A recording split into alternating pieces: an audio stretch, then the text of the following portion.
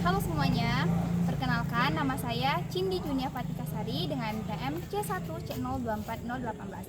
Saya merupakan mahasiswa S1 Akuntansi Fakultas Ekonomi dan Bisnis Universitas Bengkulu. Oke, di video kali ini saya akan podcast bersama Kating atau kakak tingkat yang sangat menginspirasi saya, yaitu Kak Ferdi. Kak Ferdi ini aktif di berbagai organisasi, terus dia juga bisa menyeimbangkan antara organisasi sama akademiknya. Oke, kita langsung aja ngobrol bareng sama Kak Ferdi. Halo Kak Ferdi. Halo, Apa kabar nih Kak? alhamdulillah baiklah. Walaupun banyak tugas ya. Oh. Kita langsung aja nih ya Kak, sesi tanya-tanyanya. Oke. Boleh dong sebelum kita masuk ke sesi tanya-tanyanya nih, Kakak kenalin secara singkat dulu dan ceritain kesibukan Kakak sekarang lagi ngapain aja nih. Oh, oke. Mungkin sebelumnya perkenalkan nama kakak tuh Pak. Sebenarnya sangat panjang ya, mau Ferdi Presian Nasution atau mungkin boleh dipanggil Ferdi Nasution aja. Soalnya lebih dikenal itu di kampus kan. Iya. Dan dari jurusan akuntansi semester 6. Nah, untuk kesibukan sekarang sebenarnya sangat banyak. Pertama udah mulai skripsi nyusun. Yang kebetulan dosen dari sini juga kan Ibu Indah, dosennya. Juga sekarang itu jadi kepala divisi di UKM Universitas di UKM P3M, juga jadi anggota di SPM di bagian humasnya. Terus sisanya lebih ke nyusun pengabdian masyarakat sama pengabdian ke sekolah.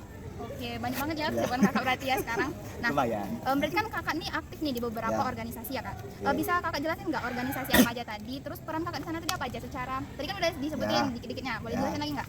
Oke, pertama mungkin lebih yang ini dulu ya, yang lebih ke secara garis internal dulu. Itu yang pertama kan KSPM FEB Unit. Ya. Itu kan yang terkait dari investasi, yang KSPM ini kan lebih bergeraknya di bidang investasi saham sama mengenalkan apa itu pasar modal ke masyarakat. Nah, kontribusi kakak di sana itu lebih ke mencari kerjasama internal. Jadi namanya itu kerjasama internal untuk KSPM keluar dari lingkup fakultas. Jadi kakak harus mencari relasi dan kerjasama yang selingkup universitas, siapa yang mau kerjasama sama KSPM. Misalnya dari universitas, dari hima ormawa fakultas lain dan lain-lainnya. Karena mereka mempercayai kakak tuh banyak relasinya katanya, makanya kakak ditempatkan di sana. Lalu yang kedua itu dari UKM P3M. UKM P3M ini lebih ke penulisan riset gitu ya. Jadi lebih tentang KTI, esai dan lain. Nah, kakak ini kebetulan jadi kepala divisi di bidang pengabdian masyarakat. Jadi tentang pengabdian masyarakat yang ke Kepayang, ke Bengkulu Utara, Bengkulu Tengah itu semuanya kakak yang handle. Udah itu open donasi kalau ada bencana itu kakak yang handle. Udah itu pelatihan ke sekolah juga kakak yang handle. Pokoknya semua terkait dari universitas ke masyarakat itu semuanya kakak yang handle. Terkait dari kerjasama ke eksternal universitas pun kakak yang handle semua. Oke, Ya. banyak banget nih tugas Kakak ya. Lumayan. Oke. Nah tadi kan kita udah kenalan dan sedikit dengar nih tentang kesibukan Kakak. Sekarang aku nih penasaran nih Kak. Gimana sih awal Kakak tuh mulai aktif di organisasi kampus Kak? Oke, mungkin ini agak relate ya mungkin dengan beberapa dari sini juga dah. Iya. Kan awalnya kakak itu dari Santek ya ke Sotum. Rencana kakak awal tuh emang mau jadi mahasiswa kupu-kupu kuliah pulang. Iya. Tapi kakak merasa jadi mahasiswa tuh gak cukup cuman jadi kuliah pulang karena di mahasiswa kita titik terakhir kita untuk mengeksplor segalanya. Maksudnya itu mencoba hal baru, mencoba perlombaan baru, mencoba apa yang kita nggak bisa itu semuanya di saat kita jadi mahasiswa. Kenapa? Karena banyak dari yang kakak lihat di internet itu banyak yang menyesal mereka nggak aktif di organisasi, nggak aktif di perlombaan, beasiswa dan lain itu di dunia kampus. Dan saat kakak jadi di semester 2, kakak sangat tertarik ke KSPM awalnya karena kakak tuh penasaran dengan dunia investasi. Jadi saat masuk langsung diterima, itulah awal mula masuk ke divisi riset, langsung cinta di sana. Jadi kayak belajar saham. Jadi selama 2 tahun itu belajar saham. Kemudian di tahun ketiga itu di tahun kemarin itu lagi kosong kan, tahu-tahu ada teman kakak nih dari UKM 3M nih ngajak kan, katanya yuk masuk biar dirimu nyoba pengabdian itu gimana. Oke, jadi masuk kan, seleksi dulu pengabdian, ternyata termasuk yang beruntung, jadi sekali seleksi langsung lolos. Alhamdulillah. Jadi sekali seleksi langsung lolos, itu nama programnya PPK Ormawa, itu program pengabdian dari kementerian langsung. Jadi mereka mendapatkan pendanaan sekitar 40 juta lebih gitu kan untuk melakukan pengabdian selama 4 bulan. Lalu benefit lainnya kita dapat konversi paling tidak KKN, dan kalau lolos di nasional itu tidak skripsi. Nah, tapi Allah walamnya kemarin kami nggak lolos di nasional, jadi cuman dapat konversi tidak KKN saja.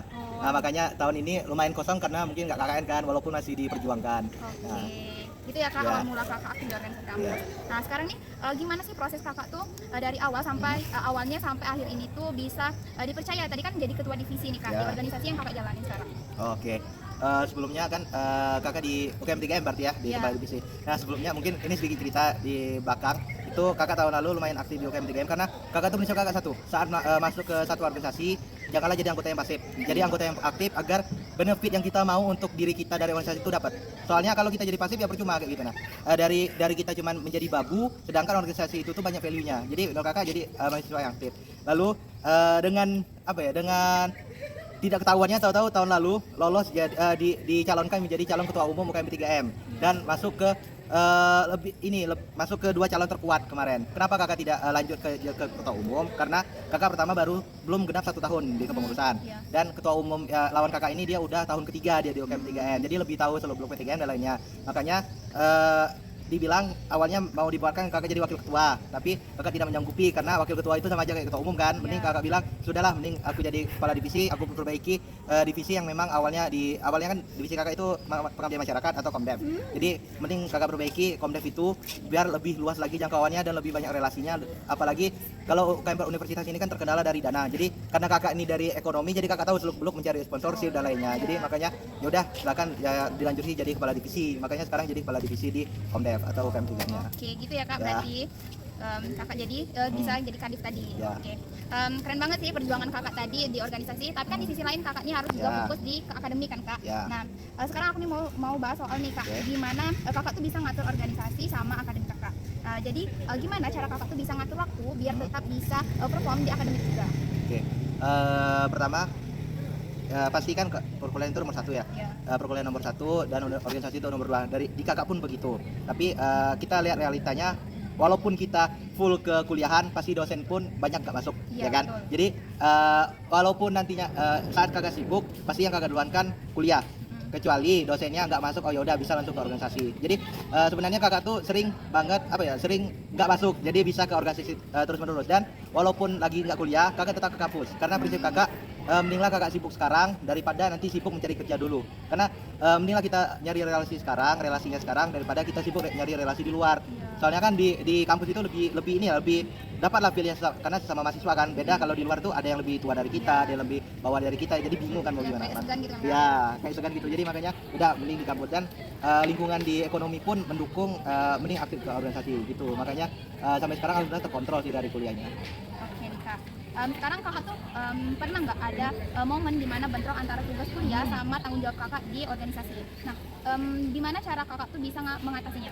Oke, bentrok antara tugas kuliah sama organisasi ya. Oke, pertama yang pastinya kalau emang kakak tuh lihat dari urgensi, misalnya tugas kuliahnya baru dikasih hari ini dikumpulkan lusa gitu ya, berarti otomatis tinggal pengerjaan besok hari kan. Nah, kalau seperti itu pasti kakak mendahulukan kerja kuliah dulu. Jadi saat ada hal tersebut kakak singkatkan dulu organisasi. Misalnya ada rapat nih hari ini, udah kakak pending dulu, misalnya 2 hari lagi baru kita rapat. Karena kan kakak kepala divisi, jadi nggak bisa atur lah minimal tentang dari rapat ataupun pertemuannya. Tapi dengan catatan kita masih menghormati anggota. Jadi kakak tuh bukan tipikal kayak, oh besok kita nggak bisa ya nggak usah rapat, nggak. Tapi kakak bilang kayak, guys besok ada kesibukan nggak bisa rapat. Gimana kalau kita pending, ada opsi hari lain nggak? Terus oh yaudah hari ini yaudah, dan yang lainnya deal, yaudah langsung kita jalankan misalnya hari itu. Jadi alhamdulillahnya kalau yang kayak gitu dari anggota pun mendukung gitu. Oke, berarti masih komunikasikan sama anggota yang lainnya.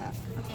Nah, di tengah kesibukan organisasi kakak ini, kakak punya tips nggak cara belajar yang khusus? Boleh dong di-share ke kami kan?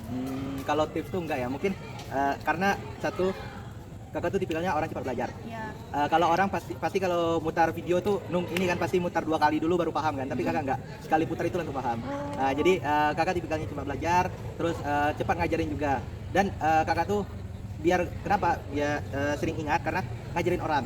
Walaupun kita paham nih, misal kakak paham, Cindy gak paham, jadi otomatis ya daripada biar kakak ini lebih paham lagi, kakak ngajarin Cindy. Nah, ya lebih ke bermanfaatnya dulu. Jadi kakak tuh tipikalnya nggak bisa belajar sendiri aja. Kalaupun belajar sendiri paling dalam jangka waktu 7 hari pasti ilmu tuh lupa. Karena udah sering tes kayak itu, 7 hari lupa, udah coba belajar jadi tutor atau sebagainya, ternyata ingat terus kayak gitu. Makanya selain dari organisasi tadi, kakak juga ikut jadi petutor selama 2 tahun. Oke. Berarti kakak ini suka ngajarin, share juga tentang akademik kakak ke adik-adik tingkatnya atau teman-teman yang lain kan Kak. Nah tadi kan udah bahas tentang petutor nih. Berarti kakak tuh selain aktif di organisasi, kakak juga sempat kan jadi petutor nih Kak. Nah apa sih yang memotivasi kakak untuk meluangin waktu untuk bantu adik tingkat? Oke. Kalau dari kakak tuh karena kakak juga orangnya baru dan kakak mencari metode pembelajaran lah, hal yang baru kan, karena awalnya kan kakak tuh dari Saintek ke Soshum, otomatis kan perlu belajar ekstra. Dan kakak tuh nggak bisa belajar sendiri kan cerita tadi. Jadi mending kakak ikut tutor yang dimana sebelum tutor pasti dari petutor itu harus belajar dulu kan. Nah jadi sambil ngajarin kita juga belajar. Jadi dan enaknya lagi kan petutor itu pasti dipasangkan orang yang paham dengan orang yang paham. Nah kayak contoh kakak kemarin dipasangkan sama Mbak Patricia, jadi petutornya. Terus angkatan 21-nya kemarin itu Mbak Rika. Jadi kami bertiga itu, mereka berdua itu udah paham apa itu akuntansi dan lainnya udah hatam. Sedangkan kakak itu kan masih ilmunya belum dibilang setengah lah. Jadi kakak kemarin sambil belajar di kelas diajar mereka juga secara nggak langsung. Nah, dan pas pembagian kelas pun mereka paham kayak oh ini kakak belum paham nih terkait penjurnalan. Jadi di bagian kakak itu lebih ke penjelasan terkait dari pengertian dan lainnya. Tapi dengan bahasa yang bisa mereka mengerti, bukan bahasa buku. Jadi sambil lambat laun baru diceng, baru kakak jurnal kayak misalnya revaluasi aset itu baru kakak, terus gantian lah dengan Mbak Patricianya. Oh, berarti gitu ya kak, waktu jadi pentutor itu. Jadi aku masih penasaran nih kak, Ya. pertama kali kakak jadi pentutor tuh gimana sih perasaan kakak waktu itu? Oke. Sebelumnya ini mungkin cerita ke balik sebelum ini ya, sebelum seleksi. Nah, itu kan sebelum seleksi itu hamin seminggu sebelum seleksi, kakak tuh masih menimbang kan ikut pentutor atau enggak. Terus diajak teman kelas ini kan banyak yang direkomendasikan Pak Madani. Nah, kebetulan Pak Madani ini komti kakak juga kan. Jadi kakak tuh komti dia. Jadi kayak kakak tuh dibilang kan kayak Ferdi cari teman-temanmu namanya ini silakan ikuti tutor kalau enggak nilainya rendah kata Pak Mat kan. Terus oke Pak, kakak mikir kan daripada kakak cuma ngajak teman ya udah mending kakak daftar sekalian kayak gitu nah. Sambil mencoba kan. Terus udah mencoba tuh pas seleksi pun jujur itu kan sangat ketat kan, seleksinya tuh ketat. Udah itu ada wawancara dengan dosen juga sambil gimana caranya kamu ngajarin orang tuh diajarin kayak dosen tuh jadi mahasiswanya. Nah terus kebetulan itu Pak Erawan kemarin kan, terus ditanya kayak jurnal dagang apa dan lainnya apa gitu kan. Ada satu pertanyaan tuh kemarin kakak kembali kayak jurnal dagang yang perportfolio tuh gimana, malah kakak jawab yang periodik kan. Taunya tapi bapak tuh oh iya ya, karena sebelumnya tuh pas pertanyaan-pertanyaan cara ngajar dan lainnya tuh kakak dapet, tapi pas yang itu dia nggak permasalahin. Jadi kayak oh yaudah tunggu aja pengumuman selanjutnya kata dia kan. Terus kakak kepo kan, akhirnya nanya sama PJ tutornya kan, Mbak gimana lolos gak gitu kan. Sabar aja Fer katanya kan, yang penting kalau memang wawancara dirimu kemarin bagus pasti lolos. Terus 2 minggu kemudian pas pengumuman emang lolos ternyata, dan itu langsung ketemu sama Pak Man, langsung dikasih Pak Man bilang kamu nih emang bukan yang sempurna, yang lain seluruh kan kalian tuh emang bukan yang sempurna, tapi kalian emang mau belajar silakan belajarlah, pokoknya jangan sampai kekurangan kalian sampai ke adik tingkat katanya kan. Jadi jangan sampai kita tuh yang nggak berilmu ngasih ilmu ke adik tingkat, kita harus berilmu dulu baru kita kasih ke adik tingkat. Jadi kayak gitu. Jadi dari Pak Man pun dapat feelnya oh emang harus niat belajar lagi kayak gitu. Masih merasakan kan sama Pak Man? Betul. Berarti seleksi untuk jadi pentutor tuh banyak ya kak? Ya, lumayan. Nih kak, menurut kakak jadi pentutor tuh ngasih dampak apa sih ke kakak sendiri secara pribadi? Oke. Lebih ke ini ya, lebih kalau untuk di awal-awal kan lebih kita dampak ke kakak itu yang pastinya tahu terkait dari dunia akuntansi lebih luas ya, kayak caranya kita ngajarin orang bukan cuma diajarin dosen, karena jujur pasti kalian merasakan dosen itu gimana sih itu. Nah belajar kadang ada yang nggak paham atau nggak ada penjelasan dosennya, kadang kan malah kayak baru masuk buat kelompok presentasi terus sampai akhir kan ujungnya kan. Nah kalau dari petutor kan kita belajar juga kayak oh cara ngajarin orang tuh kayak gini loh kayak gitu. Nah terus pas dia ajarin tuh ternyata ada yang salah nih, dia dikasih tahu sama di tingkat kak itu salah harusnya kayak gini, oh iya kayak gitu ya udah ulang. Terus karena kesalahan itu pun sering kita ingat kan, jadinya nggak ngulang kesalahan yang sama lagi, jadi bisa merimain juga kayak materi-materi yang sebelumnya. Apalagi kan kalau semakin tinggi tingkat pasti nambah juga kan akuntansinya kan, kayak sekarang pasti kalian udah sektor publik ya gitu kan. Nah jadi nambah lagi, belum lagi di semester 3 kalian ketemu kayak audit, kayak praktek akuntansi keuangan. Nah itu jadi bisa mereminder kakak lah kayak oh pengantar akuntansi itu kayak gini loh, soalnya apapun akuntansinya pasti dasarnya di pengantar akuntansi itu, pasti rumus dasarnya di pengantar akuntansi, jadi jangan sampai lupa pengantar itu. Oh berarti ya. pengantar akuntansi harus diingat Ya. ya kak? Oke. Setelah banyak dari semua pengalaman kakak tadi yang luar biasa tuh, pasti banyak banget nih pelajaran yang kakak dapatkan kan. Nah aku pengen tahu nih kak, apa sih hal yang paling berharga bagi kakak yang kakak pelajarin dari yang kakak dapatin selama dari pengalaman kakak ini? Oke. Mungkin yang pertama itu cara memimpin. Ya. Dari orangnya dulu kakak yang sangat-sangat introvert, yang nggak kenal apa itu dengan teman, nggak kenal itu apa organisasi, sampai di SD pun teman kakak tuh cuma gadget. Jadi pas masuk dunia kuliah tuh sangat berbeda. Tahu-tahu udah jadi CEO acara dan lainnya tuh oh belajar jangan egois, jangan patriarki, jangan sendiri. Terus kalau emang kalau emang dirimu jadi CEO acara ataupun jadi ketupat itu harus semua itu komunikasikan sama anggota. Pokoknya tuh lebih ke caranya memimpin, cara tenang saat dihadapi masalah. sama lebih ke cepat mengambil keputusan kalau emang ada masalah. Karena pemimpin tuh bukan yang menye-menye, tapi emang pemimpin tuh oh ada masalah langsung cari solusinya secepat mungkin. Enggak, karena pasti anggota tuh semuanya ke kepalanya kan. Jadi nunggu semua arahan. Makanya itu yang Kakak pelajarin juga. Kalau dari akuntansi itu yang pastinya apapun akuntansinya, seperti yang Kak bilang tadi, apapun akuntansinya jangan lupain dasarnya. Karena dasar itu adalah kerangka kita untuk membangun sesuatu lebih pokok lagi. Makanya sampai sekarang kayak dasar akuntansi itu masih Kakak ingat. Terus juga dari soft skill Kakak yang awalnya 0 malah sekarang udah alhamdulillah mungkin belum 100 tapi udah 80% lah mungkin gitu. Oke Kak. Terus Kakak ada tips nggak untuk ngatasin rasa minder atau insecure di tengah-tengah orang hebat nih Kak? Kan pasti kita banyak nih ketemu apalagi Kakak nih, pasti sering kan ketemu orang-orang hebat. Nah gimana tuh? Ada tips nggak untuk ngatasin rasa minder itu? Oke, mungkin ini sedikit cerita di tim pengabdian Kakak kemarin kan Kakak nggak ada amanah jadi kepala atau apapun kan. Kakak pure cuman anggota di sana dan dari 15 orang kami tim pengabdian itu sekitar 10 orang itu kepala divisi semua.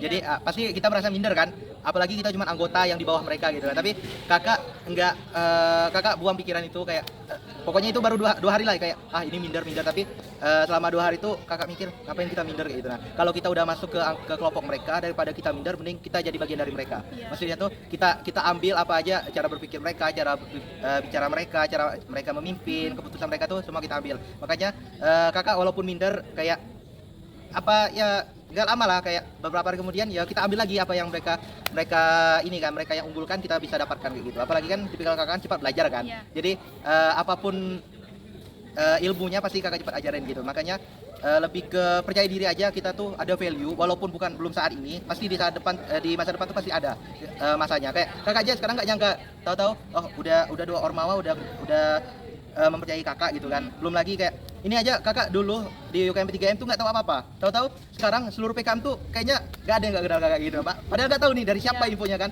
karena Kakak tuh yang penting niat aja dulu, kayak niat sambil belajar. Berarti untuk mengatasi rasa insecure itu kita tuh harus percaya diri dulu ya kan Kak. Terus juga ambil dari pelajaran dari orang-orang hebat tadi. Kita tiru kan Kak. Lebih ditiru. Banyak banget nih kan inspirasi dari cerita Kakak Ferdi nih.